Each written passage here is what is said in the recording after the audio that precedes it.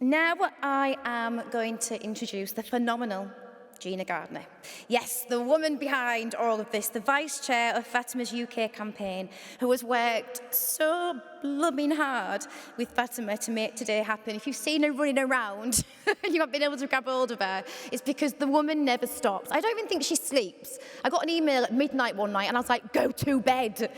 But it's because she cares.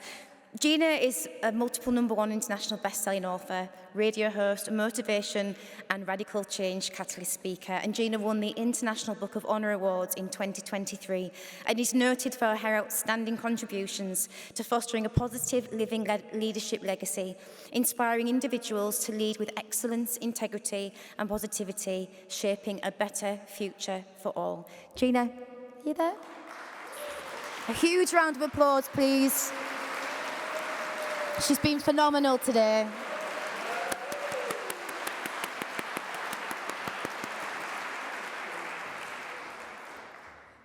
Firstly, I'd like to say to all of you, thank you very much for coming. Believe you'll fail, it's a done deal. Believe you might fail, and you're going to take very different decisions to if you believe you'll succeed, even if success looks a long way away and you don't know how you're going to get there. As you know, I'm Gina Gardner, and a little bit about my background, and the reason I'm going to tell you this is because I'm going to share with you a very personal story, one that I've shared with many, and the reason I'm going to share it with you is because as you leave this hall, what I want every one of you to believe is that together we can succeed. I started off life as a teacher, and I became a head teacher very early. I was the deputy of a school, and within 6 months I went off skiing, fell about 200 feet down a mountain, and life has never been the same again. And I ran my school for the most part from a wheelchair. Now, the gift of that was that I had to develop a very different way to engage people to take radical responsibility for their own performance and a shared responsibility for the team. As a result, the school was highly successful, and we were on the best 100 schools list twice during my tenure. But I was working a 16, 17-hour day because I was going out to earn an income for technology and special needs. It's interesting that since I've been working with Fatima, and I blame Harold, who's in the hall, because we met when we were both doing a keynote speech, that I have been back to be doing the 16, 17-hour day. In 2004, I was given an ultimatum by the neurologist who said, stop doing what you're doing or you'll be housebound. And so I made the very difficult decision to retire. But I wasn't ready to retire. In fact, I don't think I'm ever going to be ready to retire. And so I did a research project across industries to look at what does great leadership look like. And for me, it's about leading yourself first, taking radical responsibility for your thoughts, your beliefs, your actions, your words, and then using that to lead other people. And so one of the things that I did when I first set up my business was to go and do a lot more learning, and I became an NLP master practitioner, neuro-linguistic programming. And I decided to go and watch as many people using it as I could. And there were people who NLP'd you, and there were people who were great. I ended up at the Excel Centre in London to see Tony Robbins. Now, many of you may be familiar with him. He's probably the best-known motivational coach. He is huge. He's about 6'8", and when I was in my wheelchair, I actually came up to his knees.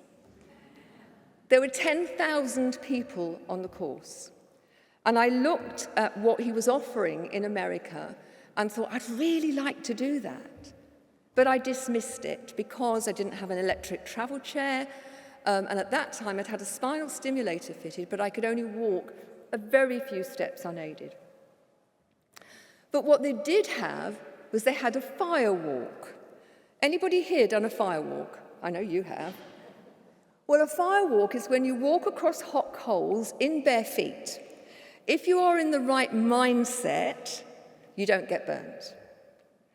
9,990 people did the fire walk, and I was determined to do it. So it's about the width of this hall over hot coals. Could I have the fire walk slide, please? okay? And they really are hot coals. But if you have got the right mindset, you don't get burned.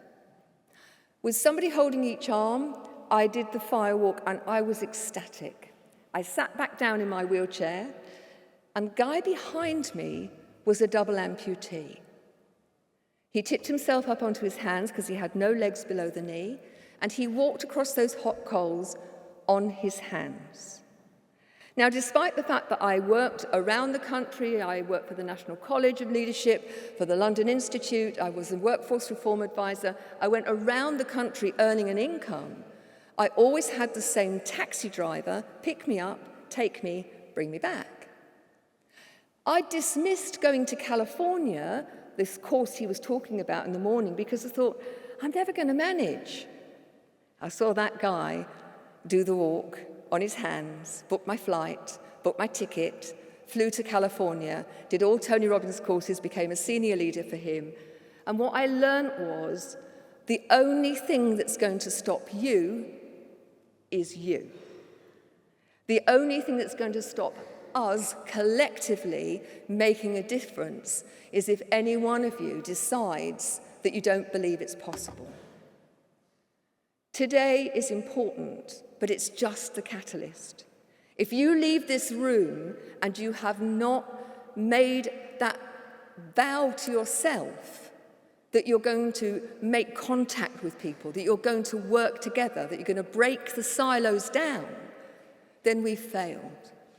But when I look at the passion in this room, when I listen to those youngsters this morning, I reckon that we have the power collectively to make all the difference in the world. Somebody said to us, why are you doing it in the Guildhall and not doing it somewhere less expensive?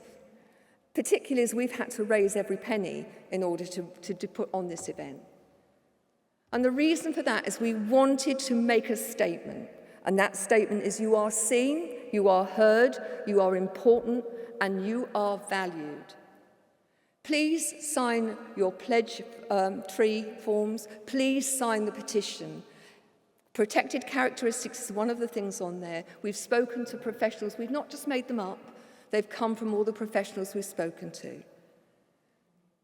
Aligned action, small steps consistently taken, and we will make a difference. Thank you very much.